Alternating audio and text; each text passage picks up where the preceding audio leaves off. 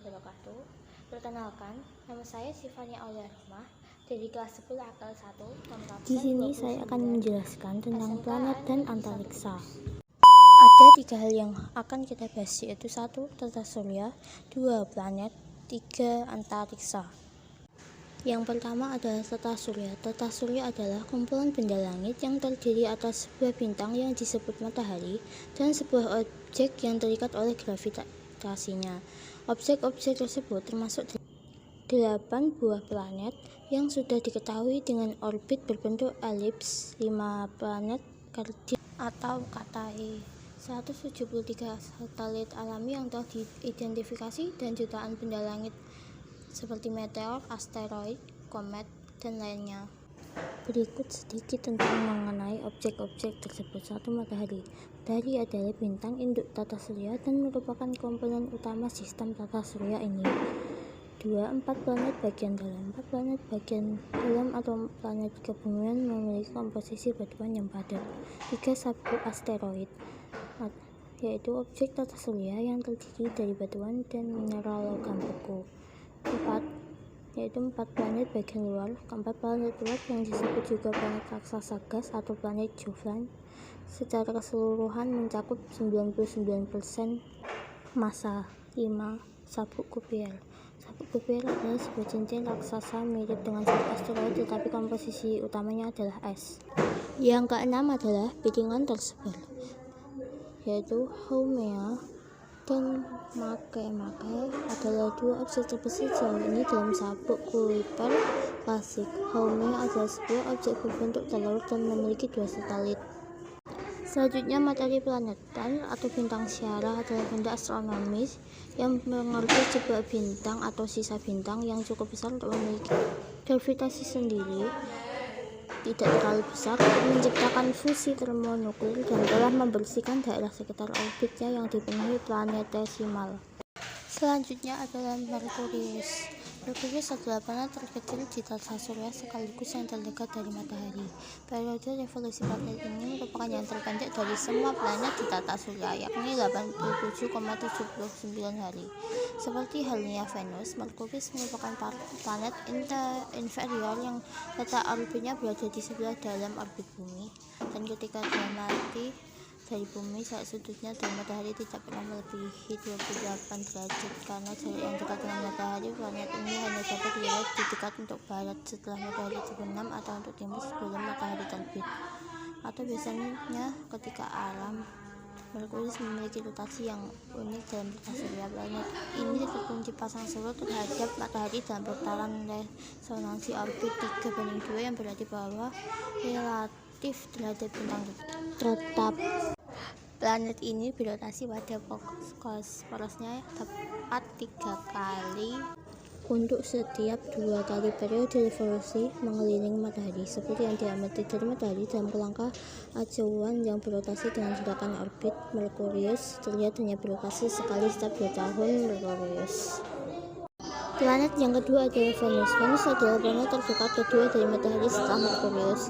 Planet ini memiliki orbit mengorbit matahari selama 224,7 hari bumi.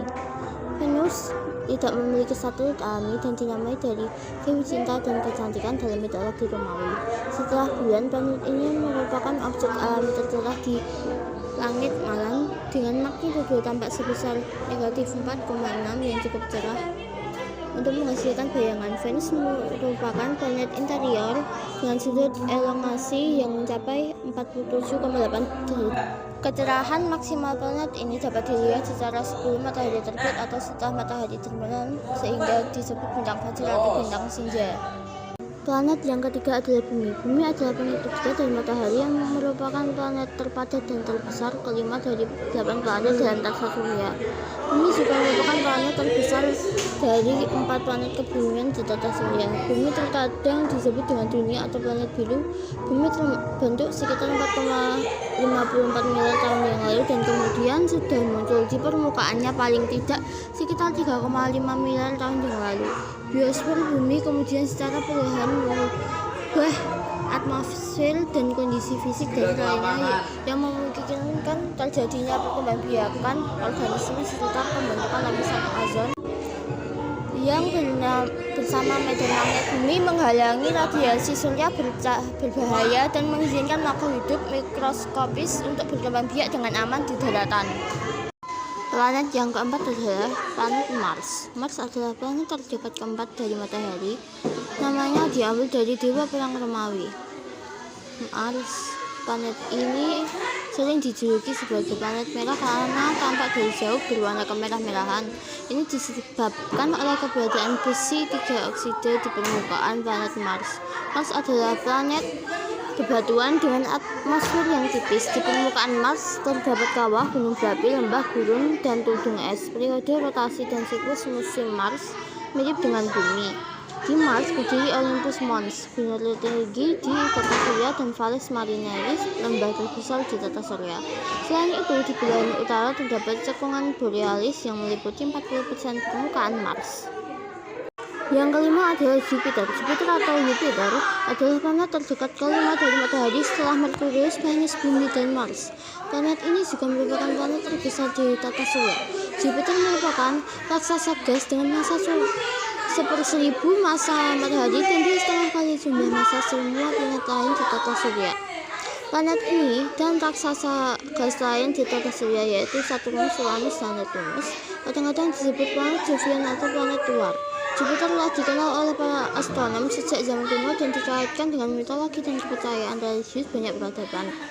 Bangsa Romawi menamai planet ini dari dewa Jupiter dalam mitologi Romawi. Saat diamati dari bumi, magnitudo tampak Jupiter dapat mencapai negatif 2,94 yang cukup terang untuk menghasilkan bayangan dan juga menjadikannya objek terlarang ketiga di langit malam setelah bulan dan Venus, walaupun Mars dapat mengenai kecelakaan Jupiter pada saat tertentu. Yang keenam adalah Saturnus. Saturnus adalah planet keenam dari matahari dan merupakan planet terbesar kedua di tata surya setelah Jupiter. Saturnus juga merupakan sebuah raksasa gas yang memiliki radius rata-rata sekitar 9 kali radius rata-rata bumi. Massa jenis rata-rata Saturnus hanya 1/8 massa jenis rata-rata bumi. Tetapi dengan volume yang lebih besar dari bumi, massa Saturnus rata-rata 95 kali massa bumi. Saturnus dinamai menurut dewa kesejahteraan dan agri budaya dalam mitologi Yunani, yaitu simbol astronominya H, melambangkan sabit yang digunakan oleh dewa tersebut. Yang ketujuh adalah Uranus. Uranus berasal dari nama Latin Uranus untuk nama dewa Yunani Oupavok. Adalah planet ketujuh dari matahari. Uranus merupakan planet yang memiliki jari-jari terbesar ketiga sekaligus massa terbesar keempat di tata surya. Uranus juga merupakan satu-satunya planet yang namanya berasal dari tokoh dalam mitologi Yunani dari versi Latinasi nama dewa langit Yunani Uranus. Komposisi Uranus serupa dengan Neptunus dan keduanya mempunyai komposisi kimiawi yang berbeda dari raksasa gas yang lebih besar Jupiter dan Saturnus. Dan planet terakhir di tata surya kita adalah Neptunus. Neptunus merupakan planet jauh ke-8 jika ditinjau dari matahari. Planet ini dinamai dari dewa Latin Romawi, dan Neptunus merupakan planet terbesar keempat berdasarkan diameter 49.530 km dan terbesar ketiga berdasarkan massa. Massa Neptunus tercatat 17 kali lebih besar daripada bumi dan sedikit lebih kecil daripada Uranus. Neptunus mengorbit matahari pada jarak 30,1 atau sekitar 4.450 juta kilometer. Periode rotasi planet ini adalah 16,1 jam, sedangkan periode revolusinya adalah 164,8 tahun. Simbol astronomisnya adalah yang merupakan trisola dewa Neptunus. Pada Neptunus dapat dikenali dari sistem badai dinamisnya yang ekstrim, dengan angin mencapai kecepatan 600 meter per detik, hampir menyamai aliran supersonik. Selain itu, dengan melacak gerakan awan tetap, kecepatan angin juga ditunjukkan dengan mulai dari 20 meter per detik ke timur hingga 325 meter per detik ke barat. Materi yang terakhir adalah antariksa. Antariksa adalah bagian alam semesta yang berada di luar atmosfer bumi.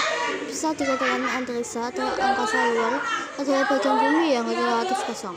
Antariksa memiliki beberapa lapisan dengan jarak yang beribu-ribu kilometer jauhnya. Namun di balik kekosongannya itu, kita bisa melihat suatu keindahan dari benda-benda dan fenomena-fenomena luar angkasa seperti bintang, bulan, aurora, serta planet-planet lain.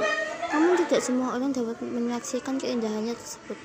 Benda-benda langit bagaikan membentuk sebuah formasi teratur yang menimbulkan keindahan yang luar biasa. Tidak hanya ada benda alami luar angkasa saja, ada juga benda-benda buatan manusia yang diluncurkan ke luar angkasa demi kebutuhan tersendiri. Satelit contohnya, diluncurkan agar dapat menyebarkan sinyal-sinyal ke seluruh penjuru dunia, termasuk internet sekalipun.